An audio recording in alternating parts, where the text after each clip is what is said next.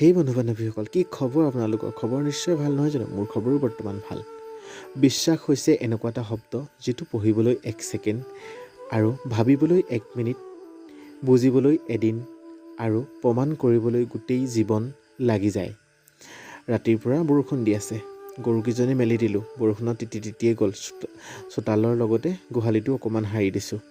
মায়ে ৰাতিপুৱাই খালী বাল্টি দেখাইছে। মায়ে খালী বাল্টি লৈ টেপৰ পানী ধৰিবলৈ গৈছে। পানী দিছে, বৰষুণ দিয়ে আছিলে। অলপ বৰষুণটো এৰিছে। ৰাস্তা পদূলিবোৰ যিমানহে বেয়া, ওলাই আহিবলৈ মন নাযায়। একেবাৰে ৰাস্তা পদূলি আমাৰ শোচনীয়। কোনোদিন চৰকাৰে মুখ নেদেখা এইটো আমাৰ ৰাস্তা পদূলি। দেখিছে আলিৰ অৱস্থা।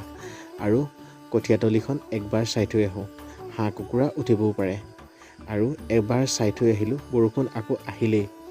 এতিয়া দেখিছেনে আকৌ আন্ধা মন্ধা কৰিলে, বৰষুণ দিবই পাৰে। আৰু আজি মিনি ব্লগটো ইমানতে শেষ কৰিছোঁ। পুনৰ এটা মিনি ব্লগত সকলোকে লগ পাম বুলি আশা কৰিলোঁ।